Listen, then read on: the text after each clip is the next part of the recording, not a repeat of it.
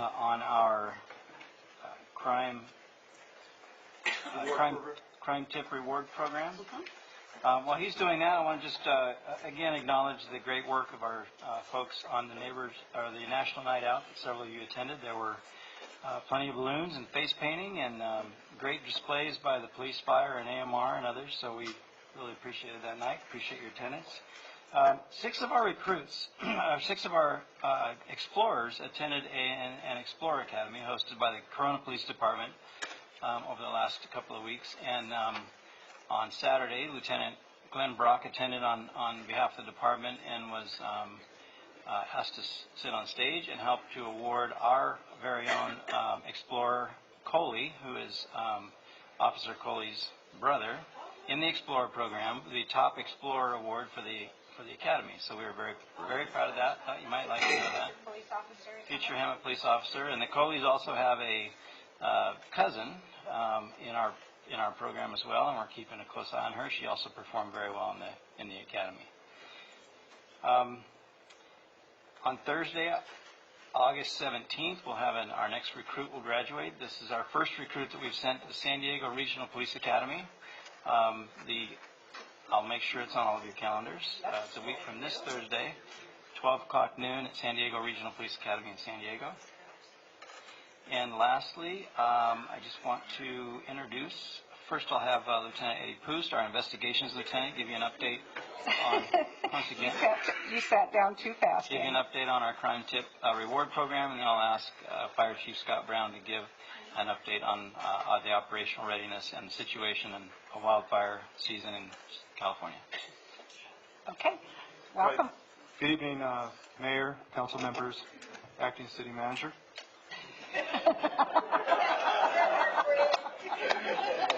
Yes, that is. The reward program, as you know, it was approved March 28th of this year. I was assigned to put it together, so it gave me about a month and a half. It actually went live June 15th. Basically, it's to incentivize people to come forward because we rely on that information for many cases. There's different motives for people that want to provide information. Some people would like to do it because it's right, it's just. Others, I like to work things off, and those are certain individuals that we work with in collaboration with the DA's office. And then we also have people that would like to get a reward. I put together a few slides just kind of help to describe how somebody could provide a tip and receive a reward. On the right, you'll see some reward logos we put together, which you'll see throughout the slides, which will assist in scrolling through different sites for hyperlinks. And we have a site that's called the Valley Crime Stoppers, which is a site you remain totally anonymous. It's confidential. And we also have other ways of doing it by making a phone call, using a anonymous tip line that we have within the police department, as well as the San Jacinto Valley Crime Stoppers Plus tip line. We have terms and conditions that we have written down on our site for rewards. It's common amongst other jurisdictions or police departments in our jurisdiction, as well as throughout the state and throughout the nation, for those that do have a reward program. And I'll cover this. The City of Hemet offers rewards for information leading to the identity, arrest, and conviction of persons responsible for committing serious crimes, including those which result in serious injury or death. The Hemet Police Department is requesting your help in identifying the person or persons responsible for these types of crimes. If you have any information, please contact the Hemet Police Department or the listed detectives investigating the specific case. It is important that the assigned detectives are aware that you are providing information due to the interest in these reward programs. Reward amounts will be determined after reviewing all documentation detailing a claimant's cooperation and involvement to justify payment. And on the top, as you see, is up to $10,000 offered. We have to be flexible on this, depending on the information that we receive. On the top left is our Hemet Police Department website. If you log on to there, you'll see at the top, Hemet Police Department website, which can also be accessed through the city website, through departments, and then the police department. You scroll down, you'll see to the right is a pair of handcuffs that says reward. Anywhere on the box, if you click that box, it'll take you to the reward program and the terms and conditions on the left, which I just read the slide previously. And if you scroll down, you'll see we have listed some cases that we are working that are either active or cold cases, and there's a list of them. I just set a couple up there, and then there's a small box in each case. It's a brief description of the case. We don't want to give out too much information because we're relying on other information from citizens or witnesses or individuals that overheard somebody talking about that specific crime. If you hit the submit a tip box, it will take you directly to the San Jacinto Valley Crime Stoppers Plus site, which you can remain totally anonymous and confidential. It's explained on the top left. If you see when you log on, you could either do it in English, Spanish, and French. Why French? I'm not sure. There's certain criteria that will be asked in information, as you see to the left, the race, suspect's address. So any kind of information. We also receive other types of information for people selling drugs, for other crimes that are some individual are involved in, and there's witnesses to the crimes. So this is just not for the reward. This is for other crimes too that we receive, and we check this on a weekly basis. Other information, if you scroll to the next page, it'll say vehicle information, if there's any vehicles. And then it'll also ask if you have any photos. You can upload photos to this. There's a section where you put in a password, and this provides the individual with a number. This number will remain, keep them as a certain individual as confidential. So basically, you don't provide a name. And there's a section that says be sure that you do not include your name above. But if you like, you can as well. And some people include their name because they want contact, and we do make contact with them.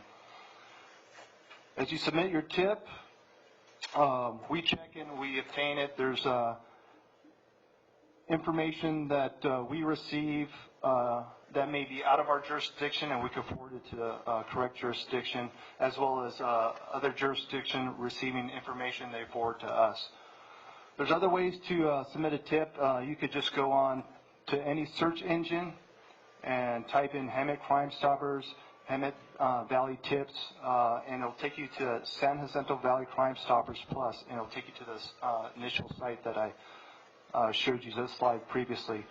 When you come to Crime Stoppers, the slide on your, or the photo on your right is the actual official site.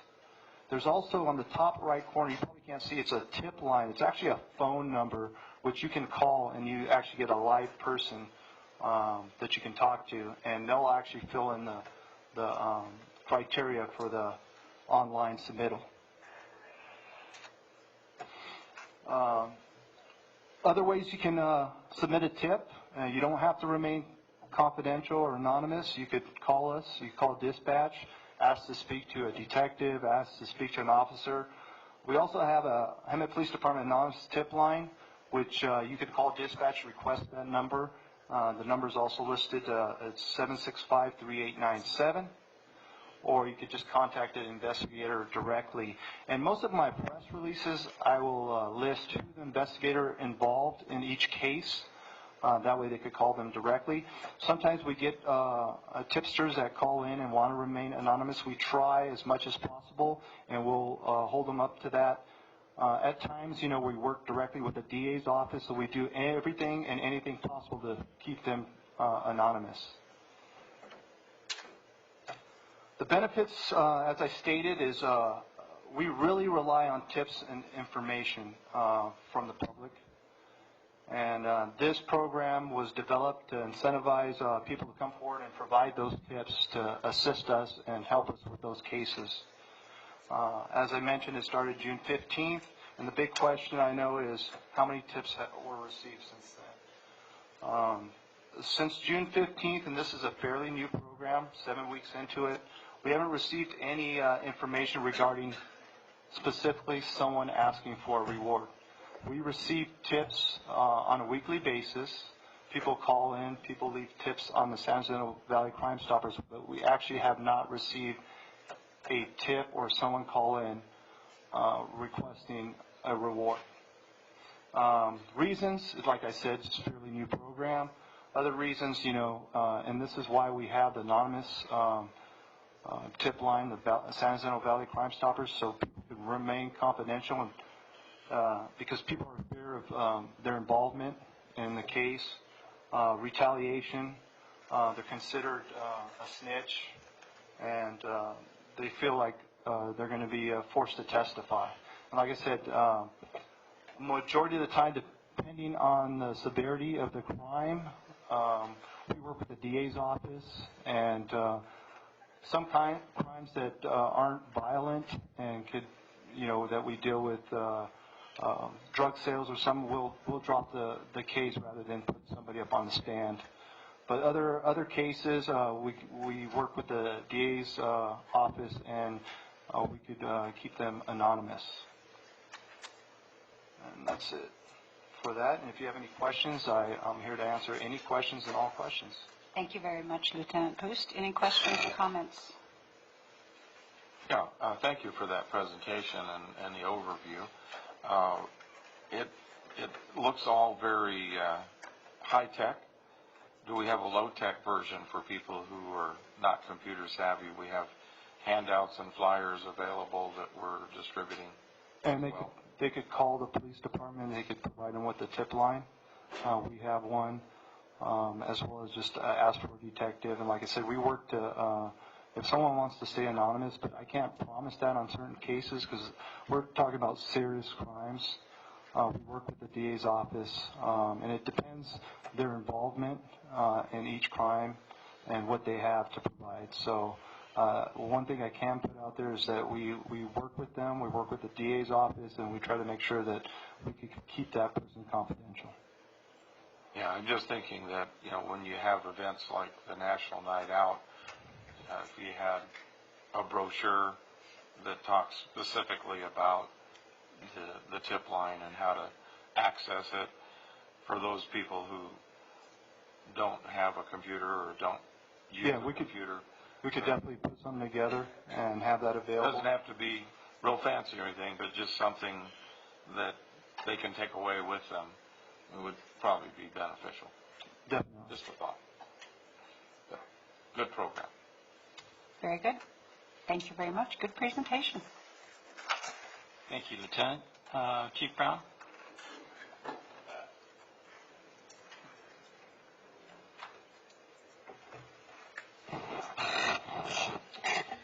Thank you, Acting City Manager Brown, You guys are having a good time with this. Mayor, and members of the City Council.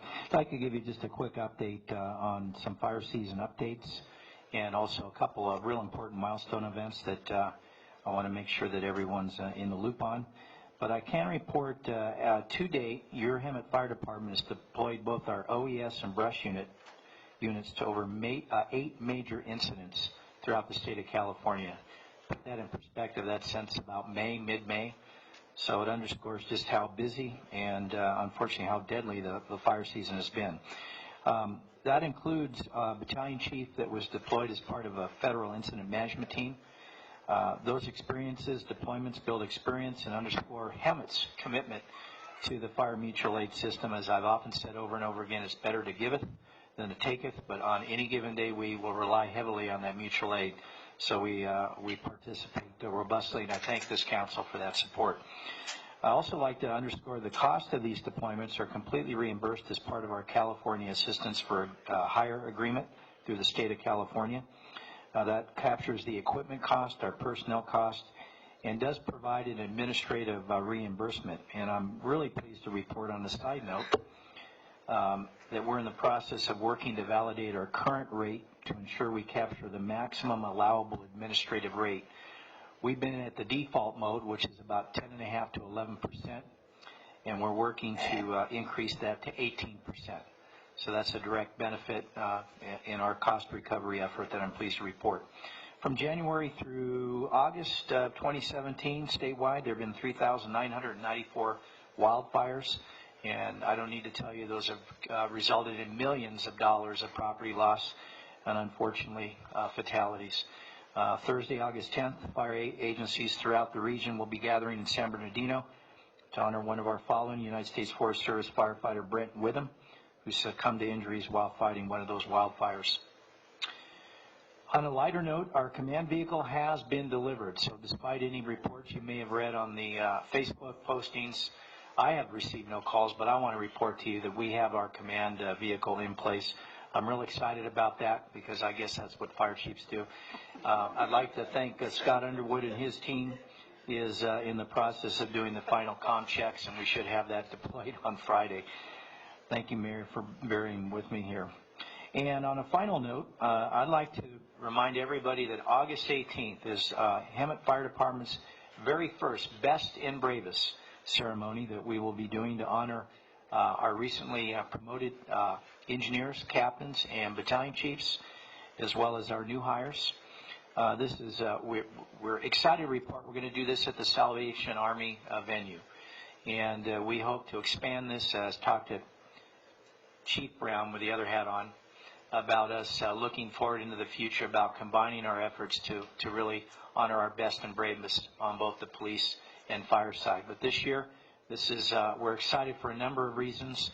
Many of the things that you've been working hard behind the scenes to make happen, you're going to see front and center.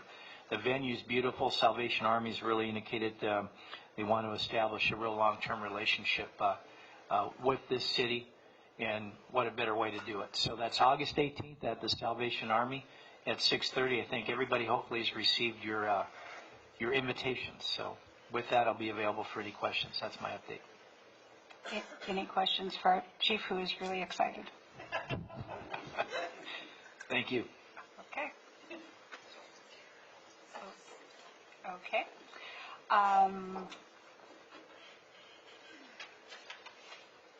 Okay, future agenda items. I'm sorry, I missed one. I just wanted to report that City Manager Meyerhoff did send the State Audit Corrective Action Plan letter to the state on August 3rd, prior to the deadline, and the state has indicated that they will review and publish that letter so that it's available to the public. Thank you very much. And so, future agenda items that, okay, turn this back over, that, well, September 12th, we'll be doing the water, work study on water. We also have the purchasing procurement policy that Erica Vega in staff is working on that I believe is almost ready to come to work study. We have a draft. We've been through it several times. We've been going through it with purchasing, and we need to circulate it to the rest of the staff. Okay, very good. And then I just know we've got a whole lot of other things that are just going to be coming up just as a result of passing the budget. So anything else you want to add to it? Not at this time. Okay, then with that in mind, I'm going to the last one. And from here, we are going to recess into closed session one more time. If this is the opportunity, if anyone wishes to speak on the item that is on the closed session item, you may do so at this time. If not, forever hold your peace. Mayor, I would like to mention to the members of the audience that the reason it says 33 O'Farrell Street on the front of your agenda tonight is because even though Mayor Pro Tem is in San Francisco, he will be joining our closed session by teleconference.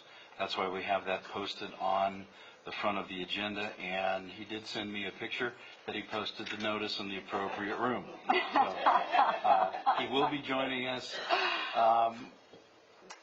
He'll be able to vote and participate to the extent we take any action in closed session, and I understand, although he's not been participating in the meeting at large, he's been dutifully listening. And dutifully trying. He did try to. Very good. Well, we all know he's in San Francisco. So, okay, we are